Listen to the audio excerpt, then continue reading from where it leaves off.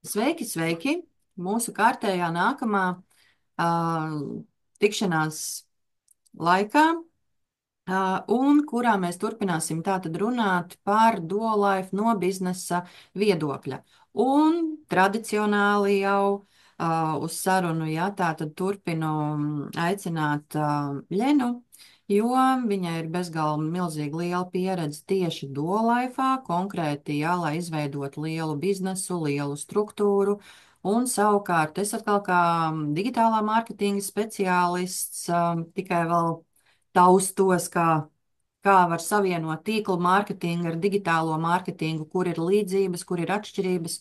Un šodienas tēma ir par plānošanu, jeb tādu pat trīsvienību plāno, dari, analizē. Bet šobrīd tā kā caur plānošanu gribu noskaidrot, Ļena, kā notiek tava diena, tava plānošana, kas attiecas uz dual life, tā skaitā ne tikai mājām un darbu un tā. Vai tas ir svarīgi, vai pietiek ar to, ka vienkārši satiekam kādu, nu tad arī runājam. Sanāk kaut kas, nu tad arī daram, jā. Bet, jo man liekas, ka tagad jau daudz saprot, cik svarīgi tomēr tā plānošana ir un ka, ja tu to saplāno, tad daudz vienkārši virzīties. Kā tev ir, kāda tavu pieredze? Sveika, Sandra. Pirmkārt, es sēžu un māju ar galvu, parakstot zem katra tava vārda. Jā, es strādāju ikdienā pa galveno grāmatvedi, un varbūt kaut kādas lietas man jau automātiski ir izveidojušās, jo es uzskatu, simtprocentīgi plānošanai ir milzīga nozīme visās sfērās. Nav svarīgi, vai tas ir pamatdarbs, vai tā ir ģimene, vai tas ir vienkārši kaut kāds tavs hobijs. Ja? Jo vairāk tu plāno, jo vairāk tu vari sasniegt. Mana ikdienā paiet diezgan saspringti, es gribētu teikt tā, ja, bet es ļoti daudz ko varu paspēt izdarīt, tieši pateicoties plānošanai. Jau ilgus gadus, man ir 26 jau gadi pieredze strādājot par galveno grāmatvedi, un man ilgus gadus mainot arī darba vietas, līdzi nāk man sarakstīns, kur man ir sarakstīts. Tajā datumā algas, tajā datumā PVN, tajā datumā tas, statistika un tā tālāk un tā joprojām. Protams, mainoties darba vietām, nemainot īpašniekus, ja? Arī tāds interesants fakts. Šīs saraksts tiek papildināts, pamainīts, pamainīti datumi, bet ir pamatlietas, kas jebkurā uzņēmumā man ir jādara. Tāpat, kas attiecas uz dolai. Savulaik es gribētu teikt, ka, jā, ka daudzas lietas es darīju haotiski, tieši tāpēc, ka pašā sākumā tās emocijas, ai, cik forši, tas ir tāds produkts, man jāizstāsta visai pasaulē, man ir jāaplaimo visa pasaule, ja? Bet tad arī notiek tieši tas moments, ka tu haotiski dari darbības, kas nenoved pie rezultāta.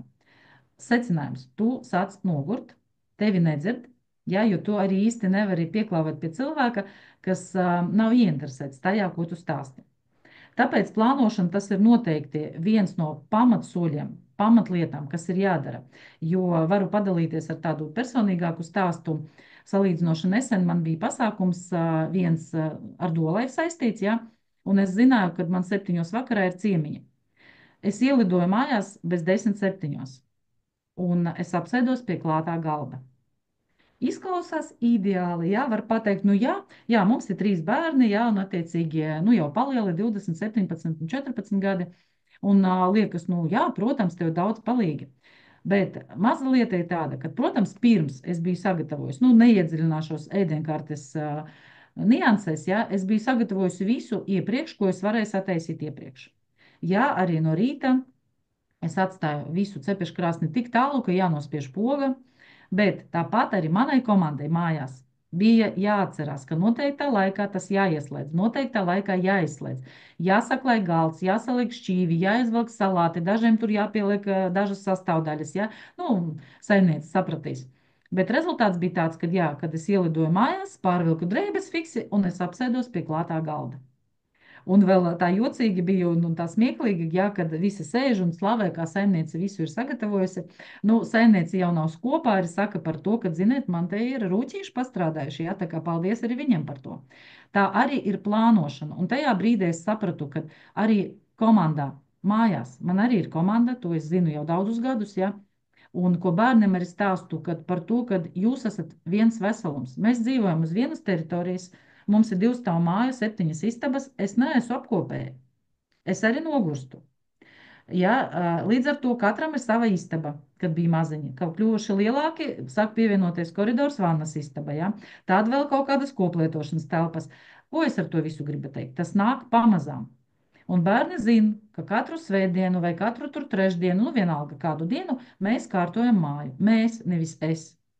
Ja? Nevis tā kā piecelies, nu, galva, galva kūp, viss kaut kas ir jāsadara. Tāpat arī komandā, tāpat arī dolai plānošanu. Jūs noteikti esat pamanījuši, ja, ka regulāri mums katru ceturtdienu ir informācija par to, kad pirmdien mums notiek zooms.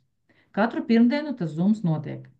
Mēneša pēdējā piekdienā mums ir saraksts uz to nākamo mēnesi, kādi ir spīkeri, jā, tās pamatlietas.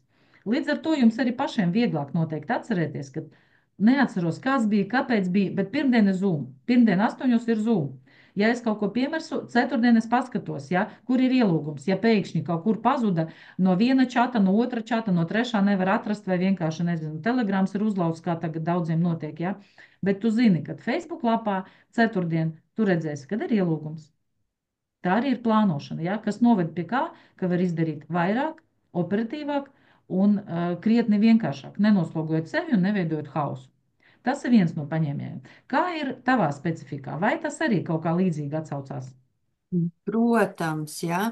Protams, jo arī digitālā mārketingā, jā, pilnīgi viss notiek caur plānošanu, un plānošana vispār ir kā tāds karkas, kā ceļa karte, jā, plānošana, kā no punkta A nokļūt punktā B, tā kā ceļa karte no idejas līdz rezultātam saskaldi mazos solīšos, vai ne, un seko plānam, kas tevi ved uz rezultātu. Protams, par to mērķu nospraušanu runāsim jau kādā no nākamajiem video. Tur arī tēma sarunai, protams, bet skaidrs, ka kaut vai, piemēram, arī digitālā mārketinga kursos, nu, mācību programma pat arī tak notiek pēc plāna. Vai ne?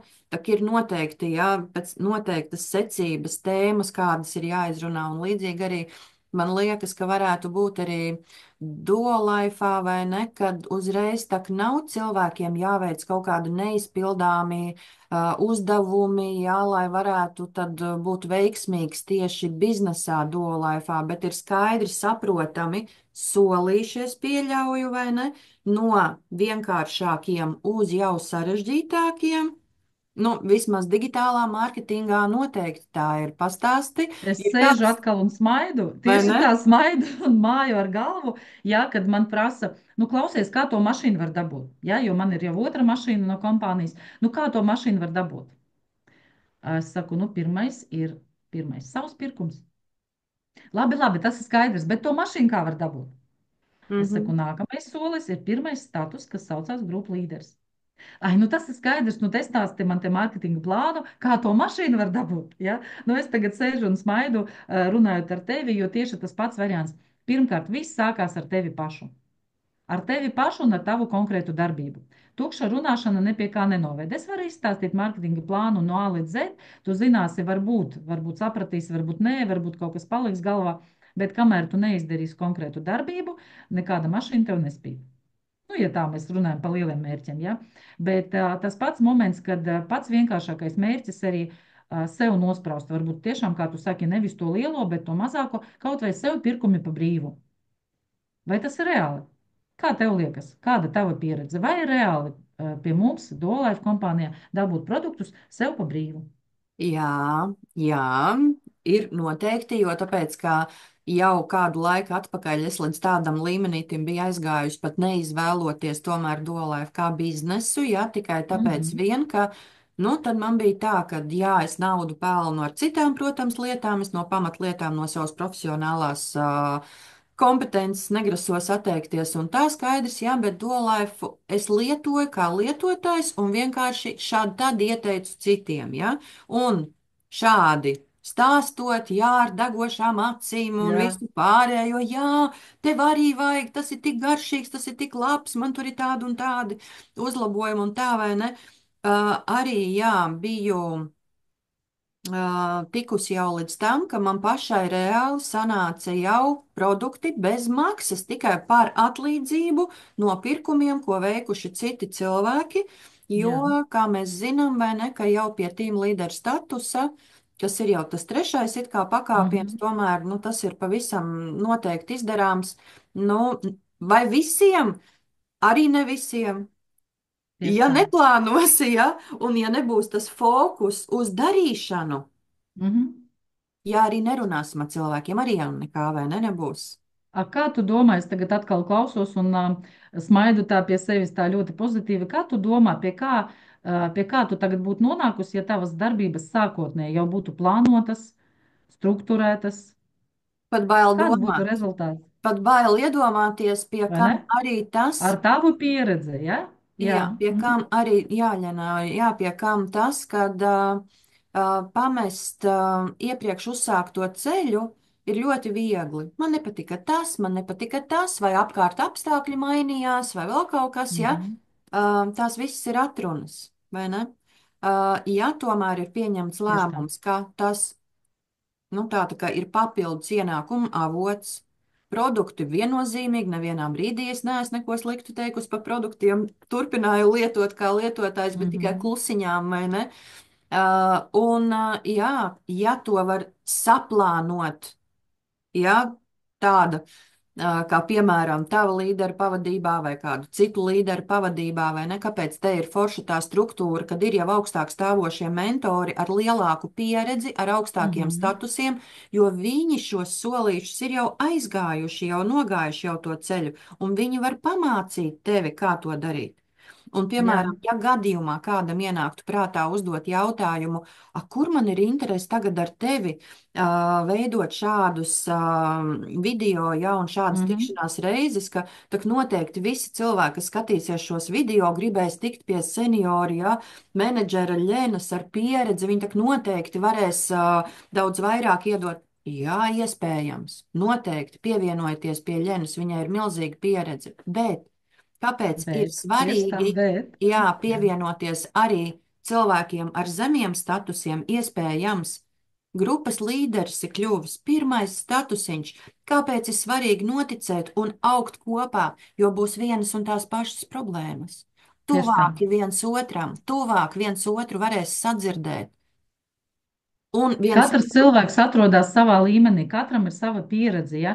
Un katram ir savs runas tembrs, uzvedības. Ja? Līdz ar to, kā es vienmēr saku, nāciet uz cilvēku. Uz Mhm. cilvēku, nevis uz viņa sasniegumiem. Ja jums ir tuvāks viens modelis, lūdzu, ja ir cits modelis, lūdzu. Ja? Arī ātrumi ir ļoti dažādi. Es zinu, ka es daudzas lietas daru diezgan ātri, es zinu, daudziem tas ir pāri, ir arī citi, kam tas ir pa lēnu. Ja es nesen saskaros arī ar šādu situāciju, nu tad man gan galva kūpē, es domāju, ak, Dievs, man liekas, ka es tā, viss žik, žik, žik un notiek, ja, bet arī cilvēki, kas dara vēl ātrāk, un mans ātrums viņam liekas, nu tā, vidējais apmēram, ja. Vai es gribētu sadarboties ar tādu cilvēku? Diez vai, ja. Atkal otra kategorija, otrs grāvis, tie, kas runā ļoti lēni, dara vēl lēnāk. Nu, bet man pat arī līdzīgi klausoties. atradīs viens otru. Tieši tā, tas nav ne labi, ne slikti. Jūs sapratīsiet pareizi, ja meklējat cilvēku. Un kā mēs iepriekšējā video arī runājam par to, ka tīkla mārketingā jūsu augstāk stāvošs cilvēks sāk saņemt atalgojumu tikai tad, kad jums sāk sanākt. Nevienā citā darbības sfērā nav tā, ka tiešais priekšnieks, tā teikt, vai cilvēks augstāk stāvošs ir ieinteresēts jūsu panākumos. Neviens tā nepriecāsies par jums, kā jūsu sponsors tīkla mārketingā. Ticiet man, Protams. ja tas tik ļoti piedzīvots, tik daudz reizes. Jo cilvēks, kas saņem pirmo statusu vai otro statusu, godīgi sakot, viņš vēl nu, ne līdz galam apzinās, ko tas nozīmē. Bet augstāk stāvošs jau priecājas, ka es vienmēr salīdzinu tā kā bērnam izlaidumā. Nu, pabeidzis viņš 9. klasi, nu stāv viņš ar to diplomu. Nu, ir zināms uztraukums. Kā jūtās vecāki tajā brīdī? Tie ir viņa atbalstītāji, tie ir viņa tā droša tā aizmuguri, ja, kas priecājas, uztraucās, nolaiž kādu asariņu, ja. Vecmāmiņas, tas ir vēl īpašais variants, ja. Tāpat arī tīkla mārketingā. Es vienmēr salīdzinu šo mūsu sfēru ar ģimeni. Ja, tāpat arī šeit man ir 3 bērni, arī manā komandā man ir 3 zari, ja, 3 kājas, kā mēs saucam. Tie paši 3 bērni. Un jā, vienam vajag lielāku uzmanību, jo viņš vēl ir maziņš, vēl neko nevar. Cits jau ir paaudzies, viņš jau pats zina un beigais malacis un tikai atsūta apmēram, čau, mamma, būšu vakarā, jā, apmēram, nu tā, ja mēs pārnesam uz ģimeniskām vērtībām. Bet, jā, cits vēl tā pa vidu, vēl tāds pusaudzis nevar saprast, ko viņam darīt, kā viņam darīt. Ļoti viegli ar to salīdzināt. Visi trīs bērni ir ļoti mīlēti. Ja man paprasa, kuru bērnu tu mīli vairāk, visus. Visus vienādi. Viņi katrs ir īpašs, viņi katrs ir individuāls, ar savu raksturu, ar savu pieeju, ar savu attieksmi, ar saviem tarakāniem un mīļumiem. Ja? Bet viņi visi ir mani bērni. Tāpat arī šeit. Un kā es saku, ja mēs skatāmies uz visu lielo Latvijas komandu, man ļoti patīk tas salīdzinājums, es vismaz sev tā noformulēju. Blakus kājas maniem bērniem ir māsīcas un brālēni. Ja? Blakus, pieņemsim, kājas man ir māsas vai brāļi. Un kaut kā man tā sajūta ļoti silda to visu, jo tas, ko mēs darām kopā, tas ir darbs, kas noved pie kopēja rezultāta. Jo cilvēki nešķiro, kurā kājā tu esi, kurā zarā tu esi, kurš tev ir sponsors, viņi runā par Duolaifu kā par kompāniju. Ja? Jā, Par kopumu. Piekritīsi? protams, protams, ka Bet no vi, kā ir atkarīgs, kāds ir tas koptēls? No kā ir atkarīgs? Kurš ir atbildīgs par to, kā Duolaifu uztver? Kā tev liekas? mm, mēs paši. Mēs Tieši paši, tā. mūsu attiecības, mūsu darbības, mūsu ekoloģiskā vide, jā, atbalsts vienam otram, neskatīties, tu tur svešais vai nesvešais, tu tur savējais, nesavējais vai ne, jo tāpēc, ka, nu, skaidrs, ka viens nav cīnītājs, un tu nezini, kurā brīdī tev būs nepieciešama papildus roka, jā, vai atbalsta plecs, un līdz ar to arī tev ir jāmācās nešķirot un tiešām arī atbalstīt cilvēkus, pat ja tie nav ne no tavas kājas Un šeit ir saucamās. ļoti svarīgs moments, ko es piebildīšu. Viens ir atbalstīt, otrs darīt viņu vietā. Ja? Ir Nu, ļoti jā. tāda smalka robeža, jo ir tā, ka cilvēki ir griežās pie manis, un es ļoti skatos uz to, vai viņš tiešām grib atbalstu savām darbībām, vai viņš vienkārši grib, lai es izdaru viņu vietā. Piemēram, man pat ir bijis tā, ka cilvēki prasa novadīt prezentāciju citam zaram. Jā, ir momenti, kad ir to var norganizēt, jā, bet pēc būtības pirmais likums - griežaties pie sava sponsora. Ne jau tāpēc, ka es tur tāda un šitāda, jā, jo jūsu ķēdē, jūsu struktūrai ir jābūt nepārtrauktai līnijai. Nepārtrauktai, jā. Tiklīdz viens posmiņš izjūg, jums visa ķēde izjūg. Ja? Nu, iedomājieties savu zelta ķēdīti, ja viens posms ir ārā, viss jums uz kakla vairs nekas neturās. Jo stiprāka tā ķēde, jo viņa ir līdzsvarotāka, jo atbalstītāka, jo stiprāka ir jūsu komanda. Ai, super, Lena, man atkal liekas, ka mums ir brīnišķīgs video sanācis, brīnišķīga tāda saruna, vai ne tiešām gan par plānošanu, gan par sadarbību jau mazliet jau aizrunājāmies, bet saku tev milzīgi paldies, bet nākamajā jau video jau tik tiešām runāsim, kādus tad soļus jāveic, kā tad no tā punkta A uz to punktu B nokļūt, vai Ja? ne? Konkrēts Tā kā instruments, vai ne? Lai nav tikai tukša emocionāla runāšana, ir instrumenti ļoti daudz pie tām. Un jā, par to mēs noteikti runāsim nākamreiz, vai ne? paldies tev, Lena, lai jauka diena Paldies un un uz tiekamies! tikšanos jau nākamreiz. Atā! Paldies! Atā!